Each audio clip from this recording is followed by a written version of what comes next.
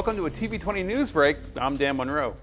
Ward 3 Councilman Carrie McCormick recently held a town hall meeting at Urban Community School and invited Cleveland Mayor Justin Bibb as his special guest speaker. The purpose of tonight's meeting is to provide an update from the city of Cleveland about the first 8+ months of this new term. We've got a new mayor, who's right over here if you haven't seen yet. But there's a lot of really exciting things happening at the city of Cleveland. The gymnasium floor was crowded as people eagerly listened as Mayor Bibb talked about the major problems facing the city today. We have a gun problem in the state, and we are doing everything humanly possible at 601 Lakeside Avenue to get more guns off the street. But if there is one call to action I want to make sure you guys recognize today, is that this November, we have the opportunity to elect a Supreme Court and members of the state legislature that will give Carrie and me more tools to get these guns off our street. The mayor and the councilman spoke for about 20 minutes, but then it was the people's turn to speak as they lined up to ask questions and let them know about the big issues affecting them. So whenever it rains, I'm sure you've noticed a lot of debris and sewage washes into the river and into the lake because of our antiquated sewage system that we have because it's so old. I'm just wondering what kind of plans the city has to address that. Thank you. We are always in active conversations with the Regional Sewer District, the Water Department, and my new head of Climate, Justice, and Sustainability as well too. I can elevate this concern and then work with the councilman to make sure we can kind of get a more detailed response for you on that issue. You can watch Councilman McCormick's town hall meeting with Mayor Bibb in its entirety only on TV20 or on our TV20 Cleveland YouTube page. Just make sure you hit that subscribe button. Cleveland Metropolitan Schools are back in session, and TV20 reporter Alex Picterna took a trip to Max Hayes High School as they welcome back their students with a technology fest. With classes having resumed on August 22nd, the Cleveland Metropolitan School District held a special back-to-school festival, giving parents and students alike a chance to gain valuable information before the school year began. So right behind us, you're looking at Information Fair. This is where you can find out stuff like preschool and talk to Pre for Cle, our Get to School You Can Make It campaign and talk to the Cleveland Browns, our partners in the Stay in the Game. Talk to special education, talk to transportation, anything you might need is right here in the information zone. And this is our effort to make sure that kids and families are ready to go back to school, that they have the tools and supports that they need. But this was no ordinary back-to-school information session. CMSD touted the event as a tech fest, with numerous stations featuring 3D printers, robotics, and other hands-on tech demonstrations available to attendees. In other parts of the building, we have our tech zone where you can get your technology checked and ready for school. You can also take classes to learn how to make video games and films and things of that nature. We also have demonstration zones where you can run our robotics, you can cut something on the 3D printer. We have a bounce house and a lot of playthings to just have a good time together as we get ready for school. We also have a COVID zone where you can get ready with vaccinations and COVID readiness as well. So 8 separate zones, all designed to help kids and families be ready for school. For entertainment, Tech Fest featured special appearances by the Cleveland Browns and the Cleveland Cavaliers mascots, live professional drone flights, and special performances by the Glenville and John Hay cheerleaders. For TV20, this is Alex Picterna. Next, TV20 reporter Alex Picterna went to the Friendly Inn in Cleveland's Ward 5, where a back-to-school festival was held, welcoming back students for another successful school year. The Back to School Festival was not only one last summer hurrah for the kids of Ward 5, with free food, bounce houses, and music being provided, but it also acted as a resource fair for families, with everything from free uniforms to free haircuts being given out to students. Ward 5 Councilman Richard Starr has been involved in back-to-school festivals for nearly 8 years and is always looking for a reason to give back to his neighborhood. We hosted our back-to-school Ward 5 festival. The term comes from an opportunity to bring resources to residents before they go into school. Most kids need resources, and sometimes parents may not have all the resources at that same time. So So we want to make sure our kids are prepared and not be having to play catch up if they don't have certain things. I mean, you might have a nice outfit, or you may have a book bag, or you might not have the book bag and may have an outfit, or you may need a haircut, or you may need your hair braid. We want to make sure our kids are equipped with the tools necessary for them to be able to perform well in the classroom on the first day so they can continue to keep that A. I spoke with Carl Cook, founder of Project Save, who spoke on the importance of festivals like these as not only means for students to be prepared for school, but as a way to bring the community closer together. The importance for having festivals and keep the festivals going and back to school rally, for one, it empowers the community. For two, it helps us build relationships with our community. We have the fire trucks here, we have the bouncy houses here, we have food here, haircuts. Those kind of things are attractions to our community, and I always say to help improve the quality of their lives in our community, and that's what we have to do. We have to join together, work together, and festivals like this, and keep on building relationships. For TV20, this is Alex Picturna. TV20 would like to wish all Cleveland students the best of luck in beginning their school year. We'll be back right after this. You're watching TV20 News. The City of Cleveland's recycling program has relaunched, and I'd like to share a few recycling do's and don'ts. All materials should be mixed, loose, and unbagged in blue carts. No plastic bags or plastic films in your blue carts. These are not acceptable materials. Bottles, jugs, and cans should be emptied and lightly rinsed. Labels do not need to be removed. Ignore the recycling symbol and numbers on items. Only items listed as accepted materials should be placed in blue carts. And lastly, when in doubt, throw it out. If you're not sure if something is recyclable, place it in the black trash bin to avoid contaminating recyclables with non-acceptable items. Anything not listed as an acceptable item should not be placed in the blue recycling cart. For more information and quick tips, visit sustainablecleveland.org. Welcome back to TV20 News. I'm Dan Monroe. The Cleveland Cavaliers, Cleveland NAACP, the Real Black Friday, and Aramark, in partnership with the NBA and Hennessy, welcome members of Cleveland's food and beverage scene to Rocket Mortgage Fieldhouse for the return of Taste of Black Cleveland. TV20 reporter Tiffany Moore was at the event and has the inside scoop with this story. Hey Dan, I'm here at Rocket Mortgage Fieldhouse for this year's A Taste in Black Cleveland. I'm excited to try some good food and good drinks. Let's check it out. The Taste of Black Cleveland, now in our 4th year, is an event that started through conversations with the NAACP, the Cleveland Cavaliers, and Aramark around the transformation of this building that we're standing in today. We thought it was an opportunity to look at, when the building came back in a new facade, how did we create something inside of the building that had a chance to bring more community in, and specifically create opportunities for Black-owned businesses in the food scene that didn't often get access inside of a food concourse. One of the restaurant owners that took advantage of this showcase was Esther Zhenba.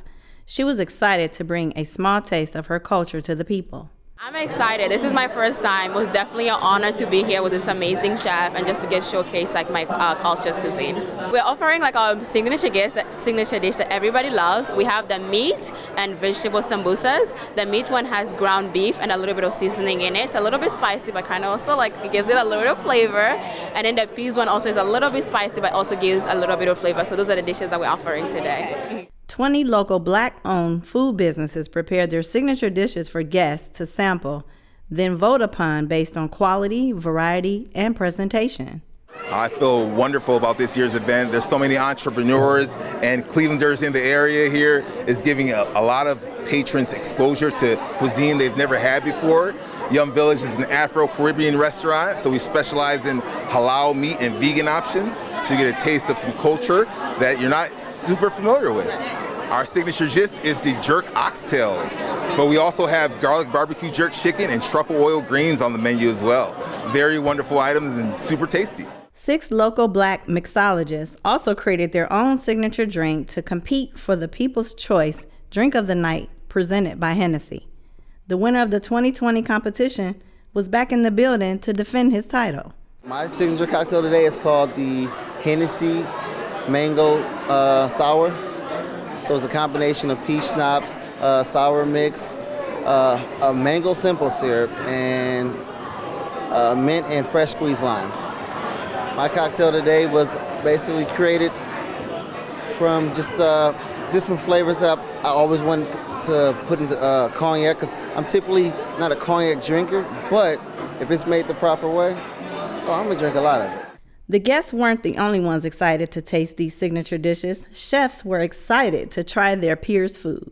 Super excited. I didn't even sleep last night, so I'm really just thirsty to see what the results is going to be. I want to get and try everybody else's food, and this is a great event. It's just a blessing to be a part of it. It's a blessing to be recognized as one of the top in the cities, and we have so many different African-American owned restaurants, so to be here is really a blessing.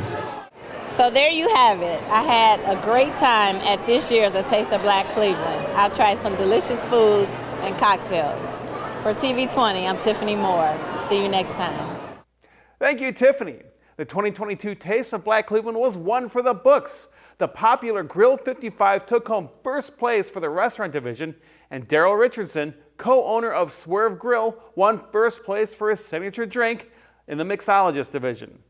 For more information on this event, visit cavs.com/tasteofblackcle. The Cleveland Public Library recently broke ground on the reimagined Dr. Martin Luther King Jr. branch. TV20 reporter Alex Picterna has the story. Well, the library in the community it's a good place for gathering place.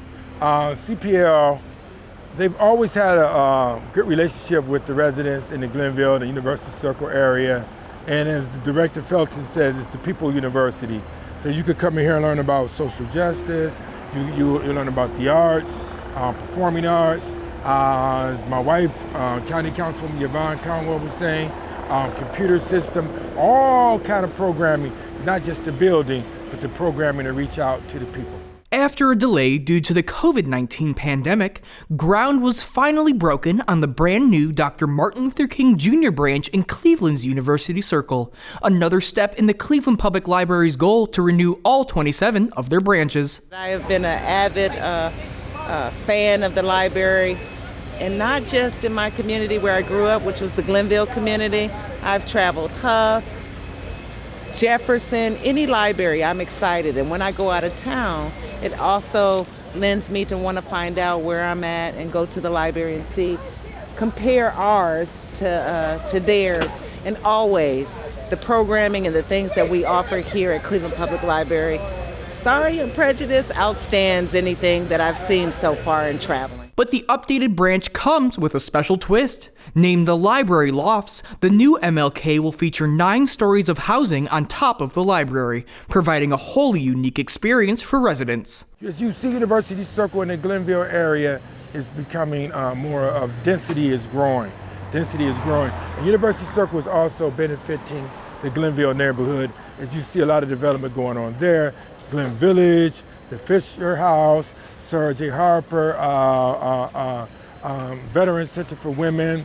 We're looking at Metro Hospital to move over there also on the corner 105 and Superior. So all of that integration is connecting with University Circle. So the area is growing, the density is growing. It's the best location in the city.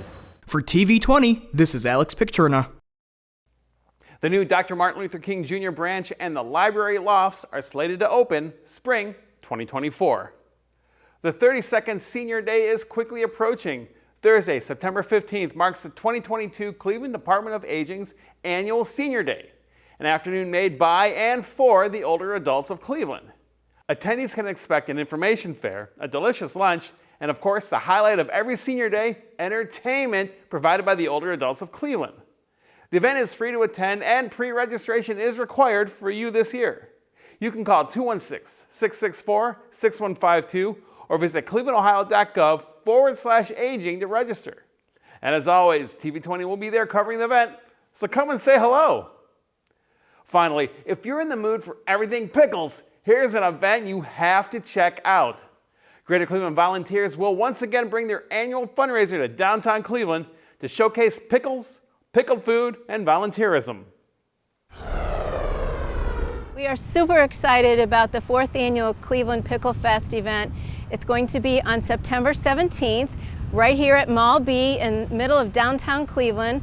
We're really excited to have a lot of our vendors returning again this year, but adding a lot new vendors this year. We'll have a wide variety of food vendors and other people selling things. One of the biggest attractions at the Pickle Fest is a pickle eating contest.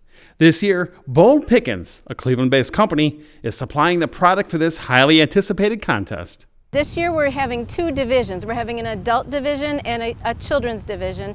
We learned last year that it really wasn't fair to have the kids competing against the grown adults. So this year we broke it up into 2 different groups, and people can sign up to be part of the pickle eating contest for $20 on our website, which is clevelandpicklefest.com. And they just register in advance there. They can also register the day of the festival.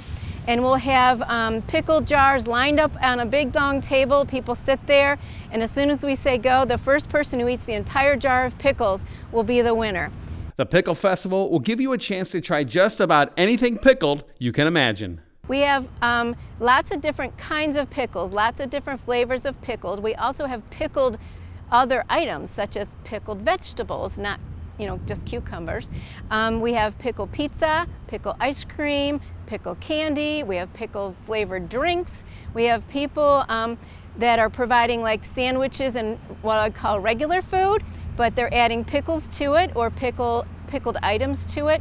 So there's anything you could think of, and probably things you can't even think of, that have to do with pickles or pickled food items that will be there at the festival.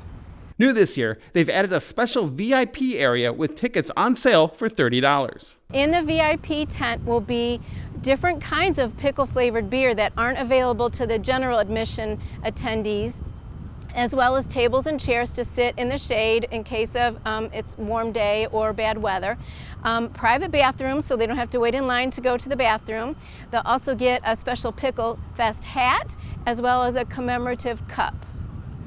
To host an event of this magnitude, collaboration is key, and the Greater Cleveland Volunteers are excited to bring on a brand new sponsor. This year we have a new partnership with a brewery. It's called Urban Artifact, and they're out of Cincinnati.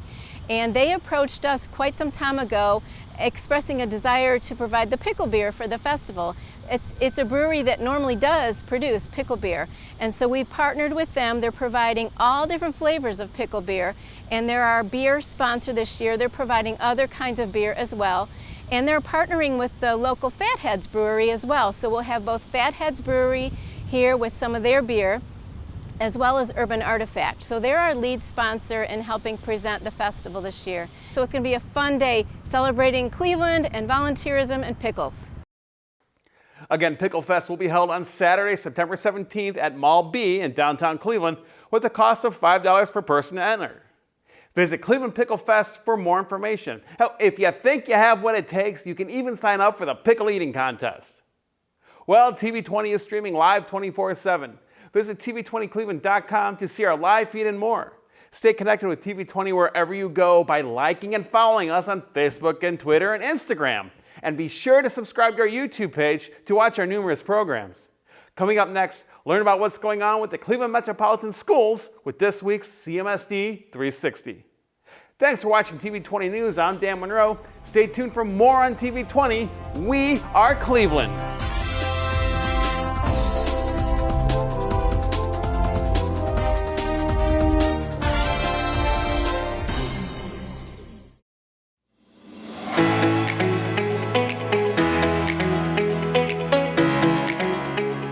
Hello, I'm Darielle Snipes with the CMSD News Bureau.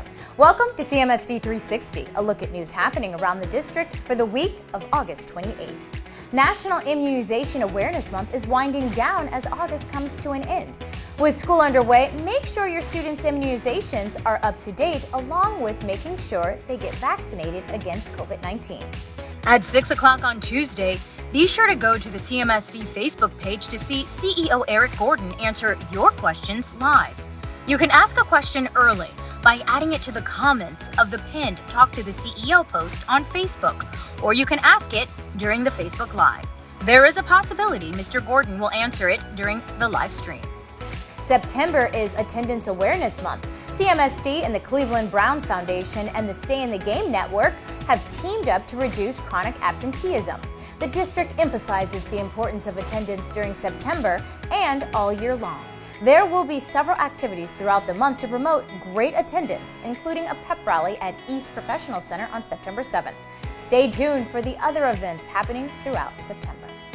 On Tuesday, CMSD and the community will celebrate the renaming of the former Patrick Henry School in honor of the late Congresswoman Stephanie Tubbs Jones. The celebration will begin at 2:30 p.m. at the school, located at 11901 Durant Avenue.